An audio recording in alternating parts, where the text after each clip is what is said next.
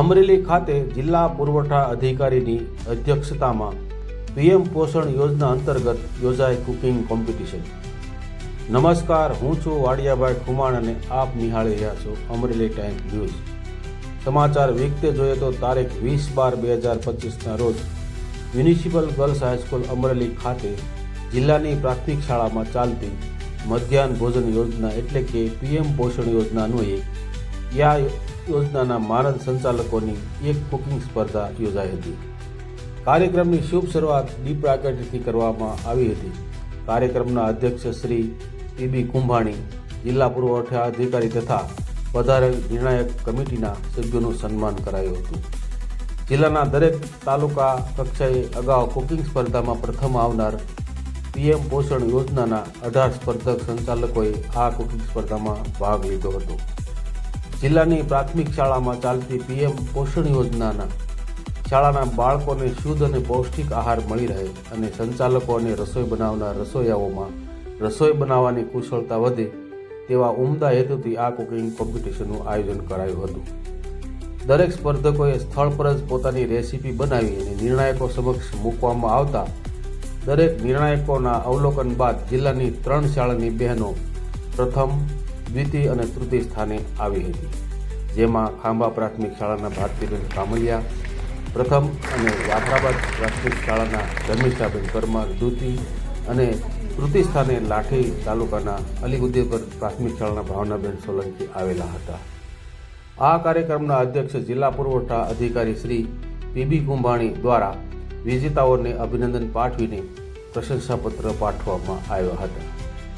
1 થી 3 સ્થાન પ્રાપ્ત કરનાર દરેક સ્પર્ધકોને સરકારશ્રી તરફથી રોકડ ઇનામ પણ મળનાર છે, તેમજ આ વિજેતા બહેનો ભવિષ્યમાં રાજ્ય કક્ષાએ કુકિંગ સ્પર્ધામાં ભાગ લઈ અમરેલી જિલ્લાનું નામ રોશન કરશે તેવી શુભકામનાઓ હાજર તમામ અધિકારીઓ તેમજ અન્ય સ્પર્ધકોએ પાઠવી હતી। અહેવાલ વાડિયાભાઈ કુમાણ, અમરેલી ટાઈમ્સ ન્યૂઝ, અમરેલી। આજરોજ જિલ્લા કક્ષાની કુકિંગ કોમ્પિટિશનનું આયોજન કરવામાં આવેલું હતું। આપણા અમરેલી જિલ્લાના તમામ તાલુકાઓમાંથી જે તાલુકા કક્ષાની કોમ્પિટિશનમાં ભાગ લઈને વિજેતા પ્રથમ, દ્વિતીય, તૃતીય જે ઉમેદવારો આવેલા છે કુકિંગમાં, એમને તમામને જિલ્લા કક્ષાએ બોલાવેલા હતા। એમાંથી 20 ઉમેદવારોએ નોંધણી કરાવેલી, એ પૈકી 18 સંચાલકો હાજર રહેલા હતા અને સુંદર મજાની વાનગીઓ એ લોકોએ બનાવીને નિદર્શન કર્યું હતું। ત્યારબાદ નિર્ણાયક કમિટીના સભ્યો દ્વારા દરેક ટેબલ પર જઈને એને વાનગીઓને ટેસ્ટ કરીને એમની પૌષ્ટિક ગુણવત્તા અને ડેકોરેશન બધા પાસાઓને ધ્યાન પર લઈને નિર્ણય કર્યો છે અને એ રીતથી પ્રથમ, દ્વિતીય અને તૃતીય નંબર જિલ્લા કક્ષાની કોમ્પિટિશનમાં આવેલું છે। સરકાર દ્વારા આ બાબતે પ્રથમ વિજેતાને 8,000 રૂપિયા, દ્વિતીયને 5500 અને તૃતીય નંબર પર આવનારને 4500 રૂપિયાનું એક પ્રોત્સાહક ઇનામ પણ જાહેર કરવામાં આવેલ છે, જે તેઓના ખાતામાં ઓનલાઈન PWNS મારફતે જમા કરવામાં આવનાર છે। ઓવરઓલ તમામ સ્પર્ધકોએ ખૂબ ઉત્સાહપૂર્વક ભાગ લીધો અને ખૂબ જ સરસ આયોજન રહ્યું। મારું નામ છે કામલિયા ભારતી।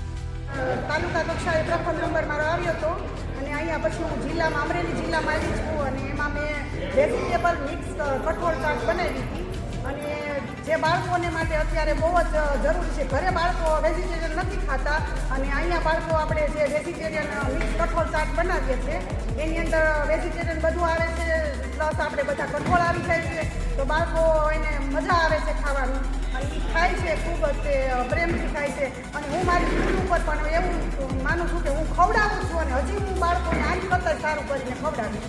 ધન્યવાદ। મારું નામ ધર્મિષ્ઠાબેન પંકજભાઈ પરમાર છે। હું કેન્દ્ર જાફરાબાદ કન્યા શાળામાંથી આવી છું, જે 10 નંબરનું કેન્દ્ર છે। મને અહીંયા હું અમરેલીમાં આજે કુકિંગ સ્પર્ધા હતી તેમાં હું આવી છું અને એમાં મારો બીજો નંબર આવ્યો છે। હવે હું ગાંધીનગર જઈશ અને મને ખૂબ ખુશી થાય છે કે હું અહીંયા અમરેલીમાં જે પહેલી વાર હું આવી હતી, ફર્સ્ટ ટાઈમ, અને આજે મારો બીજો નંબર આવ્યો છે, જે તાલુકા કક્ષાએ મારો પહેલો નંબર આવેલો હતો ને આજે મને બહુ ખુશી થાય છે અને બધીને હું ધન્યવાદ કહેવા માગું છું, બધા સાહેબશ્રી બહેનોને કે મને આ પ્રતિયોગિતામાં હું ભાગ લઈ અને હું અહીંયા સુધી આવી। Thank you.